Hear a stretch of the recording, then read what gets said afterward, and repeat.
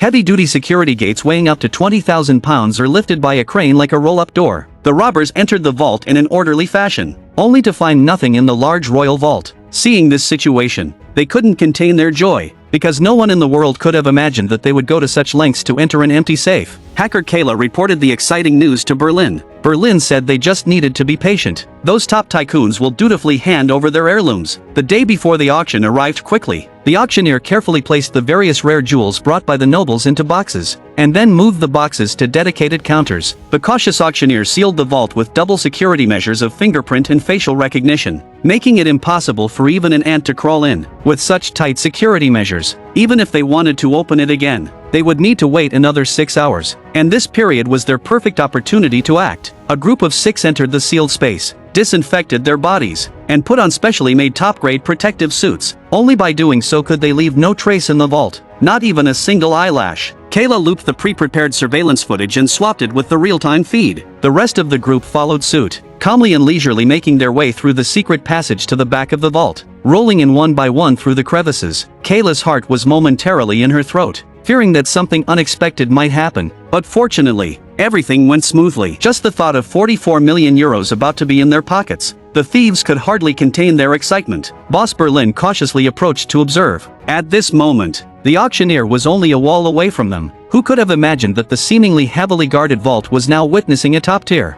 mind-boggling crime?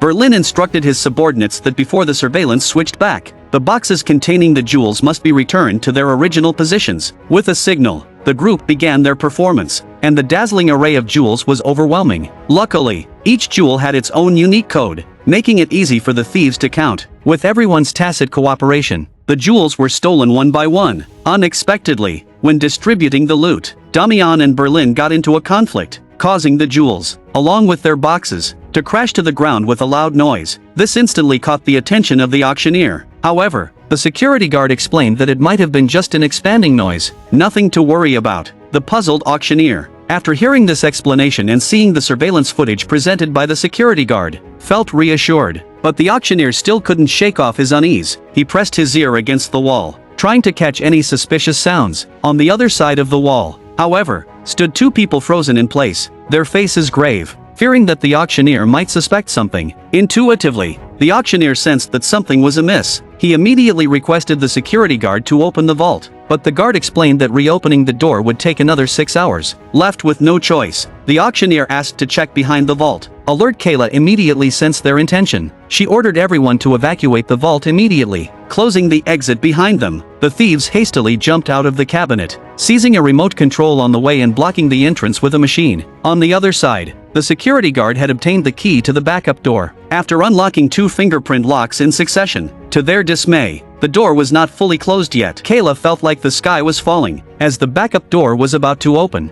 A couple of exits were finally closed. Kayla quickly switched the surveillance back to its original feed, timing it precisely to prevent the auctioneer from noticing any discrepancies. The security guard, shining his flashlight everywhere, soon focused on the back of the vault. Kayla felt panicked, and the group feared their plan was about to fall apart. As if they were about to burst into tears at any moment, the security guard didn't overlook any corner, diligently observing, but it seemed he found nothing. The security guard returned to the hall, closing the backup door. He reported to the auctioneer that everything was normal inside, and the auctioneer stated that he had seen the same on the surveillance footage. When the security guard asked if they still needed to open the vault, every word of their conversation was transmitted to Kayla's ears. She believed that the auctioneer would still open the vault. The hearts of the thieves sank halfway. As soon as the door opened, they would all be sent to jail, just as the auctioneer was contemplating. At the critical moment, his phone rang. He flatly refused the security guard's suggestion. Instantly, everyone in the vault breathed a sigh of relief, knowing their lives were spared. The robbery plan continued, with determined Damian stating that this would be his last mission helping Berlin. Berlin remained silent. Soon,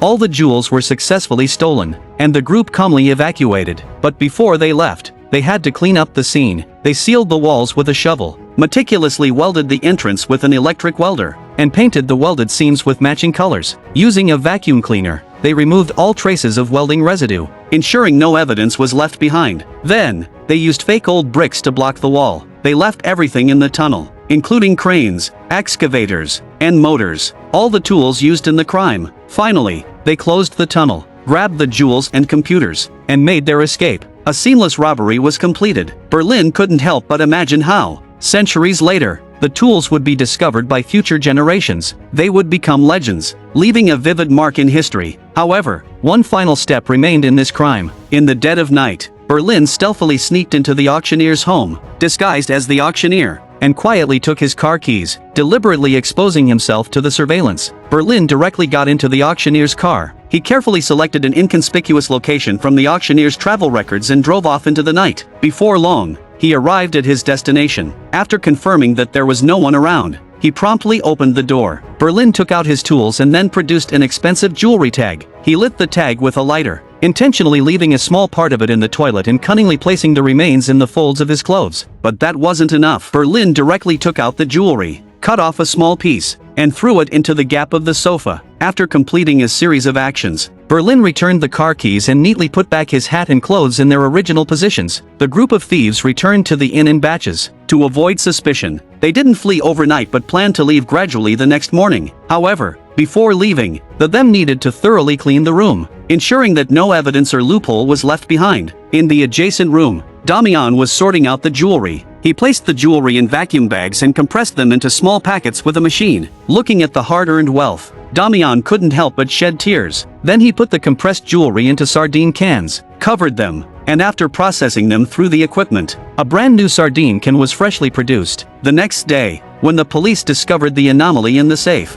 it was already too late. Marie Lavelle didn't think much of it when even professionals needed a full 2 hours to crack the security system. Who could possibly steal the jewelry?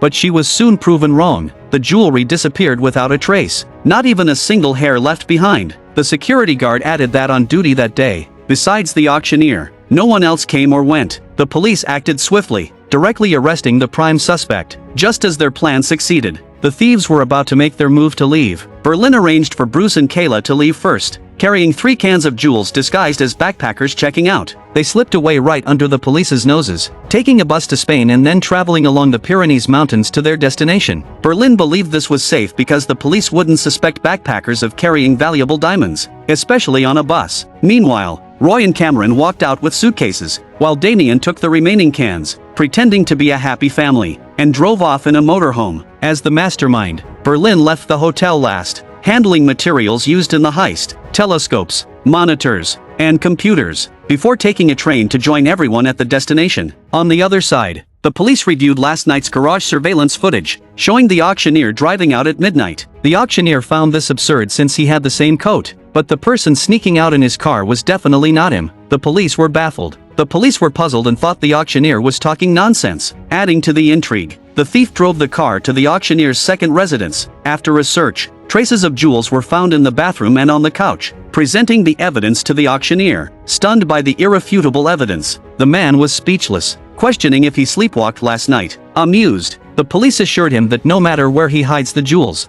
they won't leave France. They immediately deployed a large number of officers to block the roads. In the blink of an eye, a seemingly calm family of 3 was thrown into chaos. Damien couldn't believe even such remote roads were under police scrutiny, causing him to panic. Roy hurriedly got up and picked up 3 boxes of canned goods, and the 2 were shocked by his actions. Roy explained that if the police searched, he would jump out of the hatch to evade detection. Damien urged him to calm down, reminding him they had executed their plan flawlessly, leaving no evidence behind. Roy didn't believe the police would let them go. Seeing the police signaling them to stop, Roy was about to jump down, but the surrounding wilderness made it impossible to escape the police. Even with full sprinting, Damien ordered him to close the hatch, while Cameron warned Damien to watch the road. Damien slammed on the brakes, narrowly avoiding hitting the police. Reacting quickly, Roy immediately put the cans back in place, pretending to be calm despite feeling uneasy. Staring straight ahead, several police officers aimed their guns at them. Damien awkwardly explains that he didn't mean it, and the police demanded to verify their identification and search the car, knowing that arguing would be futile.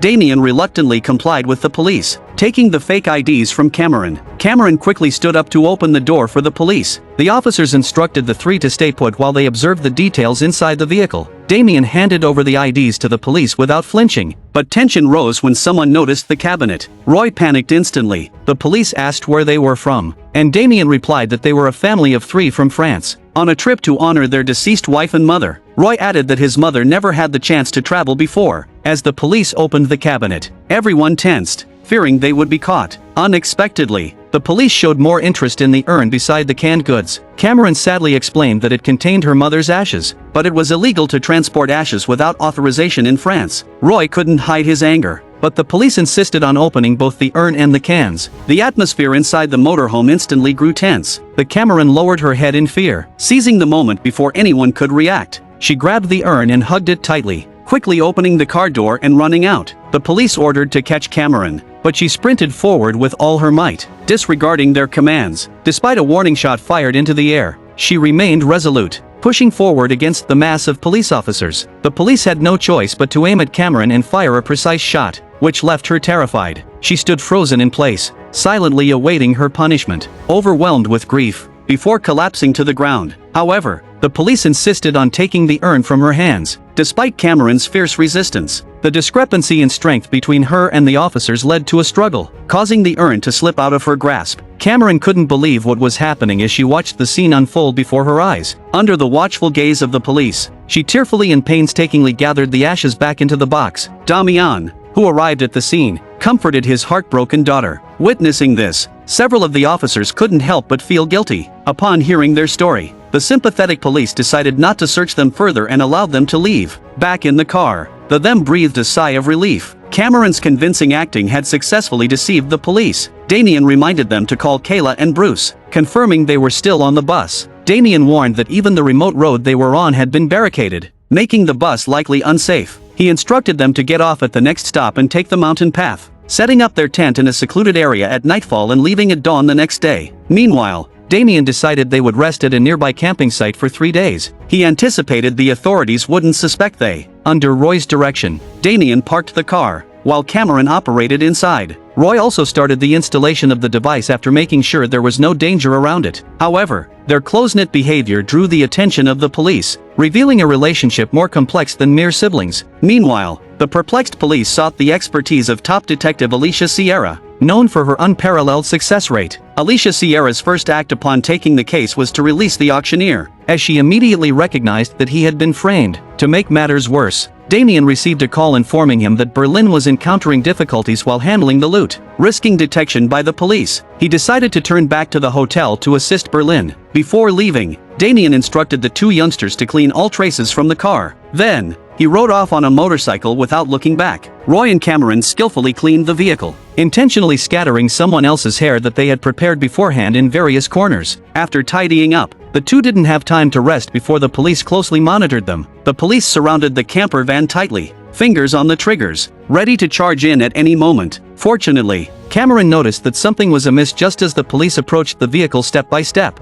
intensifying the situation. Before they could launch an attack, a volley of gunfire erupted from inside the camper van, catching the officers off guard. However, the police quickly responded, increasing firepower and launching a counterattack on the camper van. Marie Lavelle, through the loudspeaker, called for a ceasefire from the opposite side, and soon the gunfire ceased. Having learned their lesson, the officers ordered their subordinates to retreat outside, and then Marie Lavelle attempted to negotiate with them. A horn protruded from the car window, with Roy stating that he wouldn't surrender, but if the police were willing to give him 5 minutes to think, he might consider compromising. Before that, he needed the police near the car to withdraw, and the police agreed, retracting the horn. After 5 minutes, Roy decided to divulge half the location of the jewels, providing a random address to mislead the police. However, Alicia Sierra was no ordinary detective. She immediately noticed that the speed and angle of the horn entering and exiting were the same, so Alicia Sierra walked out, approaching the camper van. It turned out that several minutes earlier, the 2 had escaped through a well shaft, controlling the horn and gun in the car remotely. Seeing that their scheme had been exposed, the 2 had no choice but to run for their lives. As expected, when Alicia Sierra entered the car, there wasn't a fugitive in sight, only dummy figures lurking, effectively confusing the outside police. The blanket on the floor caught Alicia Sierra's attention. She lifted it, grasped the handle, and opened the hatch, gasping in shock at the sight below. Below was a bottomless pit, and one by one,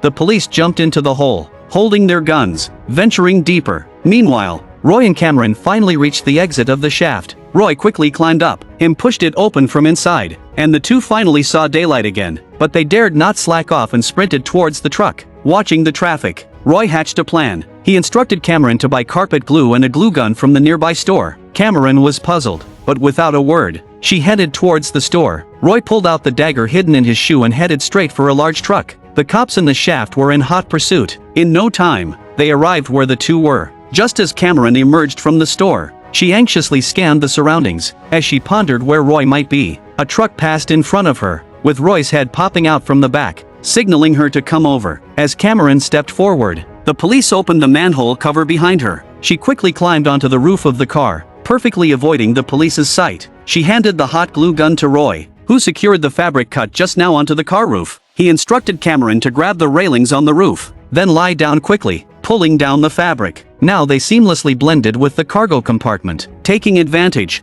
they secured the interior as well, hoping to escape unnoticed. Below, police swarmed the area, meticulously searching every corner. As the truck driver started the vehicle, victory seemed within reach for the two, but the vehicle hadn't gone far before it was intercepted by armed police. Sensing trouble, the two felt a sinking feeling as the police demanded the driver to step out and open the cargo compartment for inspection. The two pushed themselves up, and when the compartment was opened, it was completely back to normal inside, and there was nothing out of place to be seen at all. Cameron struggled to hold on. This kind of difficult action is undoubtedly a challenge for her. Fortunately, just as she was about to give in, the police instructed the driver to close the door. The two of them are like deflated balloons, relieved momentarily from the intense ordeal. Unfortunately, the vigilant officer couldn't shake off their concern and decided to go back up and take a look. After the exhaustive search, Cameron's body was nearing its limit. Following a thorough inspection by the police, the subordinate reported that everything was normal with the vehicle. The officer looked round again, before coming down slowly, and the two men breathed a sigh of relief as the sound of the car starting up reached their ears. It seemed like they had narrowly escaped danger for now. Meanwhile, Damian, after a long journey, finally found Berlin. However, Berlin cautioned against rash actions as the police had located their hotel. If they accessed the surveillance footage of suspicious individuals entering and leaving the hotel during that time, the truth would come out. Therefore, they couldn't afford to leave the room, as it could easily alert the authorities. Berlin pulled out his phone and called Kayla, urging her to hack into the hotel system and delete all surveillance footage of them. Unfortunately, Kayla was currently on a boat and couldn't receive any signal. Berlin informed her that if she couldn't delete the footage within 4 minutes, they would all be doomed. Kayla panicked instantly. She nervously took out her portable device, securing the laptop with tape on the rocking boat. She instructed Bruce to increase the speed of the boat to reach a place with better signal reception. Bruce didn't hesitate and immediately accelerated the boat outwards. Marie Lavelle presented her credentials, inquiring about any recent suspicious guests. Surprisingly, the receptionist noticed that the identification information of a previous group had disappeared. The nearby attendant added that a group of Spaniards had been staying here for 17 days, but 5 of them had left 2 days ago, and 1 had just returned. What was odd was that they had adamantly refused housekeeping during their stay. He then accurately provided the room number where Berlin was staying. Marie Lavelle quickly requested additional support from her team. She needed more personnel to surround the area. Raquel Murillo promptly suggested heading to the surveillance room to keep an eye on the thieves. The situation became dire once again as Kayla found herself surrounded by canyons, with Bruce at a loss about where to go. However, Raquel Murillo had already arrived at the surveillance room, vigilantly monitoring the cameras, unwilling to miss any detail. Fortunately, at a critical moment, Bruce managed to navigate out of the canyon, but new problems arose. Kayla had to choose which footage with Berlin to delete, which was undoubtedly a daunting task. In the face of imminent danger, Berlin had no choice but to instruct Kayla to delete all surveillance footage. Subsequently, all the cameras were hacked, leaving Raquel Murillo utterly bewildered as she watched the surveillance system collectively malfunction as if by magic. She quickly reported the incident to her superiors, which was also within Alicia Sierra's expectations. She instructed the staff to bring the master key, preparing to break in at any moment. After confirming that all surveillance had been disconnected,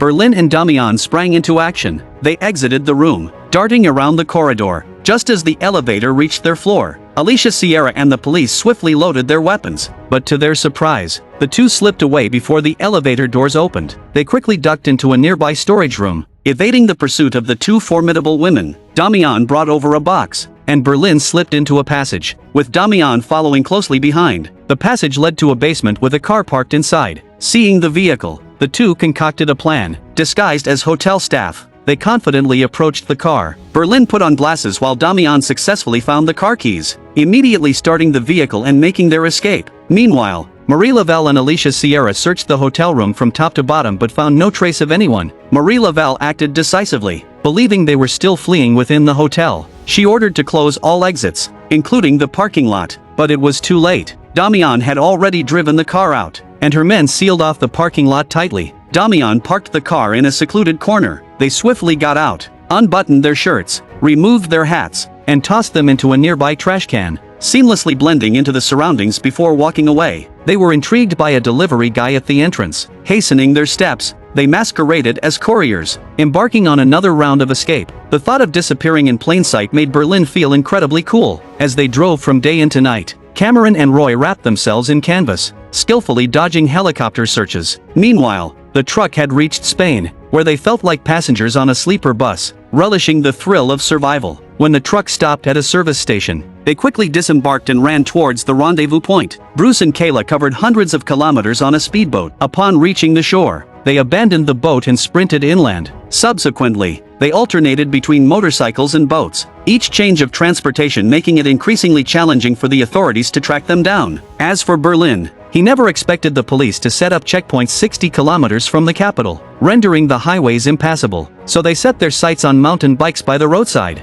transforming into admired athletes, equipped and ready to pedal up the mountains. After 4 days of traversing France, overcoming hills and valleys, and trekking through desolate wilderness, they finally laid eyes on the rendezvous point. With practiced hands, Damian lifted a stone, revealing a key hidden underneath. They swiftly unlocked the chain and pushed open the gate, continuing their journey on mountain bikes, eventually becoming the last members to reach their destination. Kayla rushed towards them excitedly, and amidst the pouring rain, they celebrated each other. As for the days ahead, Berlin planned for the group to live in a beautiful countryside villa until the storm passed, until the media stopped reporting their story, until the authorities could no longer find any leads. As a film enthusiast, welcome to subscribe to my channel for more exciting movie content. See you in the next episode.